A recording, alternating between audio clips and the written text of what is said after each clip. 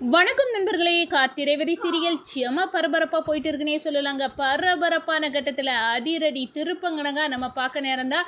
மருதுக்கும் ரேவதிக்கும் எப்படியாவது நம்ம ரெஜிஸ்டரில் மேரேஜை முடிச்சிடணும் அப்படின்னு கரண்ட் இல்லை, அதை சாக்கா வச்சு இந்த கல்யாணம் நின்றுடக்கூடாது அப்படின்னு ஜெனரேட்டரை கொண்டு வச்சு நம்ம சாமுண்டேஸ்வரி இந்த கல்யாணத்தை முடிச்சிடணும் அப்படின்னு இருக்காங்க. நம்ம கார்த்தி அதிரடியாக பார்த்தோன்னா எனக்கும் ரேவதிக்கும் கல்யாணம் ஆயிட்டு, அதோட பார்த்தோன்னா ரேவதிக்கு நடந்த ஆக்சிடெண்ட்டில் ஞாபகம் இல்லாமல் அவன் மறந்துட்டா அப்படி உள்ள டாக்டர் ரிப்போர்ட்டு, கோர்ட்டில் கொடுத்த ஆர்டரு எல்லாத்தையும் கையில் கொண்டு நம்ம ரெஜிஸ்டர் ஆஃபீஸில் ரெஜிஸ்டர் முன்னாடி ஒப்படைக்கிறாங்க. நம்ம ரேவதி சாக்காவி நிற்கிறாங்க. என்ன அப்போ எம்டி தான் என்னோட புருஷனா அப்படின்னு வாயை பிளந்து நம்ம கார்த்தியை கெட்டி பிடிக்கிறாங்கங்க. அதை பற்றி தாங்க இந்த வீடியோக்குள்ளே பார்க்க போகிறோம். அதுக்கு முன்னாடி சேனலுக்கு லைக் அண்ட் சப்ஸ்கிரைப் பண்ணுங்கள் ஃப்ரெண்ட்ஸ். பக்கத்தில் இருக்க பெல் ஐக்கானையும் கிளிக் பண்ணுங்கள். அப்போ தான் நான் போட்டுற ஒவ்வொரு வீடியோவும் நோட்டிஃபிகேஷனாக உங்களுக்கு கிடைக்கும். வாங்க ஃப்ரெண்ட்ஸ் வீடியோக்குள்ளே போகலாம். ஃபஸ்ட்டு எடுத்த உடனே பார்த்தோன்னா ஒரு செம அதிரடியான பரபரப்பு கட்டம் தான். பரபரப்பான கட்டத்தில் நம்ம பார்க்க நேரம் எப்படியும் இன்னைக்கு நான் ரேவதிக்கும் மருதுக்கும் கல்யாணத்தை பண்ணி வச்சிடணும். ரெஜிஸ்டரில் இந்த டிரைவர் பையன் அந்த ராஜ சேதுபதியோட பேரை என் பொண்ணுக்கு மாப்பிள்ளையாக இருக்குது எனக்கு உறுத்திட்டே இருந்து அதை நீக்கிறதுக்கு இப்போ சரியான சந்தர்ப்பம் வந்திருக்கு. இதில் சரிப்படுத்திடணும் இந்த தப்பை அப்படின்னு அந்த இடத்துல யோசிக்கிறாங்க. ஒரு கட்டத்தில் பார்த்தோன்னா மருதுவ சூரியகலாம சாமுண்டேஸ்வரியோட மாப்பிள்ளை அப்படின்னு உள்ள பெருமை உனக்கு இருக்குது, அதோட சொத்து பத்தெல்லாம் கிடைக்கும், இதெல்லாம் நல்ல விஷயம் தானடா, இந்த கல்யாணத்தை முடிச்சிட வேண்டியதா அப்படின்னு கங்கணம் கட்டிக்கிட்டு அவங்கள மாலையை தூக்கி வச்சுக்கிட்டு நிற்கிறாங்க. உடனே ரேவதிக்கு கழுத்தில் தாலியை கட்டி ரெஜிஸ்டரில் மாப்பிள்ளையாயிரணும் அப்படின்னு நிற்கிறாங்க. இந்த சைடு பார்த்தோன்னா மயில் சொல்லிடுறாங்க, இந்த பாரு அத்தை நீ சொன்னது மாதிரி ரெஜிஸ்டர் ஆஃபீஸில் மருதுக்கும் ரேவதிக்கும் கல்யாணம் பண்ணி வைக்கிறதுக்கு தான் நிற்காங்க. இப்போ நான் என்ன பண்ணணும் அப்படின்னு சொல்கிறாங்க. அப்போ தான் நீ வெயிட் பண்ணுங்க, நான் வந்துட்டே இருக்கேன் அப்படின்னு அந்த இடத்துல நம்ம கார்த்தி மயிலுக்கிட்ட சொல்லுறாங்க.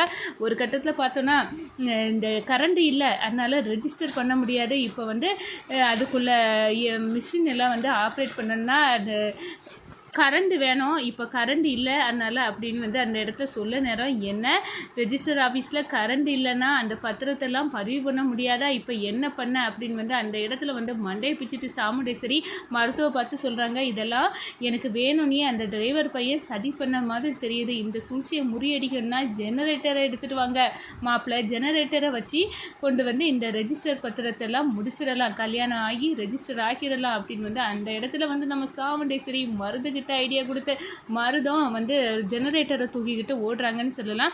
ஒரு கட்டத்தில் பார்த்தோம்னா சாமுண்டேஸ்வரிக்கு பயங்கரமான கோபம், ஜெனரேட்டரை தூக்கி கொண்டு வச்சாச்சு, இப்போ கல்யாணத்தை முதல் பத்திரமாக பதிவு பண்ணிடலாம் அப்படின்னு அந்த இடத்துல நிற்கிறாங்க. ஆனால் நம்ம கார்த்தி கொஞ்சம் வெயிட் பண்ணணும், நான் வந்துட்டே இருக்கேன், என்ன கொஞ்ச நேரத்தில் நான் வந்துடுவேன் அப்படின்னு அந்த இடத்துல சொல்கிறாங்க. ஒரு கட்டத்தில் பார்த்தோன்னா நமக்கு பத்திரத்தை கல்யாணத்தை ரெஜிஸ்டர் பண்ணிடலாம், உங்களுக்கு இந்த கல்யாணத்தில் சம்மதம் தானே அப்படின்னு ரேவதிட்ட கேட்க நேரம் நம்ம ரேவதி கொஞ்சம் சைலண்ட்டை கீப் பண்ணுறாங்க. அப்போ தான் நம்ம சாமுண்டேஸ்வரி என்ன பார்த்துட்டு இருக்க ரேவதி சம்மதம் அப்படின்னு சொல்லு அப்படின்னு சம்மதம் சொல்ல வைக்கிறாங்க. எங்கள் அம்மாவுக்கு சம்மதம்னா எனக்கும் சம்மதம் தான் அப்படின்னு நம்ம ரேவதி தலையாட்டுறாங்க. ஒரு கட்டத்தில் பார்த்தோன்னா கல்யாணத்துக்கு ரெஜிஸ்டர் பேரை எழுதுங்க அப்படின்னு அந்த இடத்துல சைன் பண்ண நம்ம ரேவதிட்ட கொடுக்க நேரம் தான் நிப்பாட்டுங்க அப்படின்னு நம்ம சாமுண்டேஸ்வரி வயிற்றுல புளியை கரைச்சி ஊற்றுறதுக்கு நம்ம கார்த்தி வந்துட்டாங்க. அவங்க நம்ம மயில் கரெக்டாக ரேவதிக்கு ரூமில் இருந்து அந்த டாக்டர் ரிப்போர்ட்டு கோர்ட்டில் கொடுத்த அந்த டைவர்ஸ் பண்ணணும்னா 6 மாதம் சேர்ந்து வாழணும் அப்படின்னு உள்ள எவிடன்ஸ் எல்லாத்தையும் தூக்கி கொண்டு வராங்க. நம்ம கார்த்தியை பார்த்தோன்னே சாமுண்டேஸ்வரி அதிர்ச்சியில் நிற்கிறாங்க. ஒரு கட்டத்தில் பார்த்தோன்னா இந்த பாருங்கள் என்னோட மனைவி தான் ரேவதி, அவளுக்கு பழைய நினைவுகள் இல்லை, அதை சாக்காப்பட்டு இந்த சாமுண்டேஸ்வரி ஒரு கல்யாணத்தை பண்ணி வச்சிடலாம், ரேவதிக்கு மருது கூட கல்யாணத்தை பண்ணி நடத்திடலான்னு ஸ்கெட்ச் போடாங்க. ஆனால் இது நடக்கக்கூடாது, நான் தான் புருஷன் அப்படின்னு அந்த இடத்துல சொல்ல நேரம் எம்டி என்னோட புருஷனா அப்படின்னு நம்ம ரேவதி அப்படியே அதிர்ச்சியில் தூக்கி வரை போடுது. ஒரு கட்டத்தில் பார்த்தோன்னா என்ன பார்க்குறீங்க ரேவதி, உண்மையாட்டே இவர் தான் உன்னோட புருஷன், உனக்கும் இவருக்கும் கல்யாணம் ஆயிடுச்சு, பாட்டியோட பேரை இவர் தான், ஆனால் உனக்கு ஞாபகம் இல்லை, அந்த சாக்கை பயன்படுத்தி உங்கள் அம்மா இன்னொரு கல்யாணம் பண்ணி இந்த பாவி மருது கார்த்தியோட பாட்டியோட பேரை அப்படின்னு ஆள் மாறாட்டம் பண்ணி உனக்கிட்ட நடிச்சிட்டு இருக்கான், உண்மையாட்டே பாட்டியோட பேரை இந்த கார்த்தி தான் அப்படின்னு சொல்லு நேரம் என்ன அம்மா இவங்க சொல்லதெல்லாம் உண்மையா அப்படின்னு வந்து கேட்க நேரம் நம்ம சாமுண்டேஸ்வரி அப்படியே வந்து இது குற்ற உணர்வோடு வந்து தலை குனிஞ்சு நிற்கிறாங்க. அப்போ தான் நம்ம ரேவதி கேட்குறாங்க, அம்மா இது உங்களுக்கு அசிங்கமாக இல்லை, எனக்கு ஏற்கனவே இவரோட கல்யாணம் ஆயிருக்கா, அப்படி இருந்தால் நீங்கள் எதுக்காக இப்படியெல்லாம் வந்து நாடகம் ஆடினீங்க, அதுவும் இல்லாமல் இவர் யார், கம்பெனியோட எம்டி இவர் தான் அப்படின்னு வந்து தெரிஞ்சிக்க நீங்கள் அடிக்கடி என் கம்பெனிக்கு வந்தீங்களே, எங்களை நன்றி செலுத்த தான் வந்தேன், அப்படி இப்படின்னு வந்து நம்ம தீயிலேருந்து காப்பாற்றினதுக்கு நன்றி செலுத்த தான் வந்தோம் அப்படின்னு எல்லாம் நீங்கள் டயலாக் விட்டீங்க. ஆனால் நீங்கள் வந்த விஷயமே வேற, இந்த கார்த்தியை கண்டுபிடிக்கிறதுக்கு தானம்மா அப்படின்னு வந்து அந்த இடத்துல நம்ம சாமுண்டேஸ்வரிக்க முகத்திரைய ரேவதி கிழிக்கிறாங்க. அதோட பார்த்தோன்னா நம்ம மருதுக்கு ஒன்று வச்சு விளாசுறாங்க.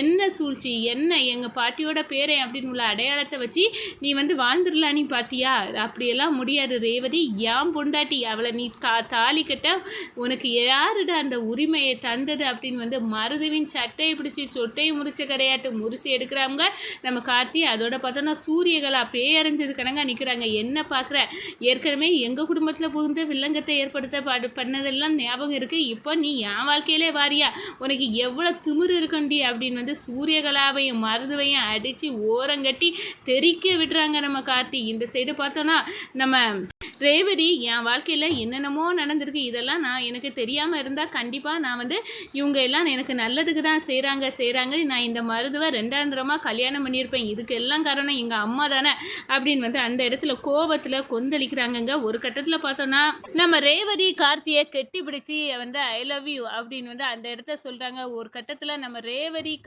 கார்த்தி கையை பிடிச்சி வா வீட்டுக்கு போகலாம் அப்படின்னு வந்து அழைச்சிட்டு வராங்க. சாமுண்டேஸ்வரிக்கு அப்படியே ஓரங்கட்டி நின்ன மாதிரி ஆயிருது.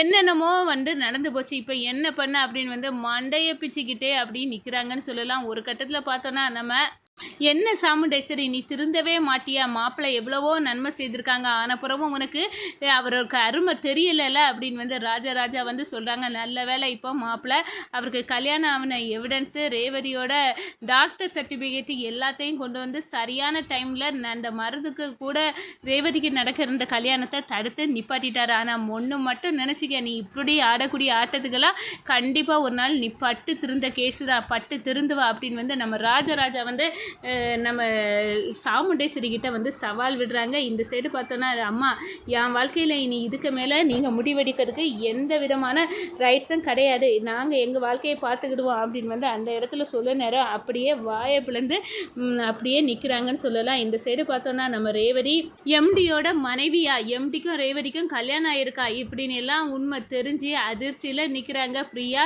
ஒரு கட்டத்தில் பார்த்தோன்னா பிரியாவுக்கும் சாமுண்டேஸ்வரிக்கும் உள்ள டீலிங்கையும் தெரிஞ்சுக்கிட்டாங்க. தன்னை லிஃப்ட்டில் வச்சு பூட்டினது பிரியா தான் அப்படின்னு வந்து தெரிஞ்சு வேலையிலேருந்து பிரியாவை தூக்குறாங்க நம்ம கார்த்தி. நம்ம ரேவதியும் கார்த்தியை சேர்ந்த ஆஃபீஸ் பொறுப்பை வந்து கவனிக்க ஆரம்பிச்சிட்டாங்க. இந்த சைடு பார்த்தோன்னா பயத்தெரிச்சலோடு வந்து பிரியா வந்து இருக்கிறாங்க அப்படின்னு வந்து சொல்லலாங்க.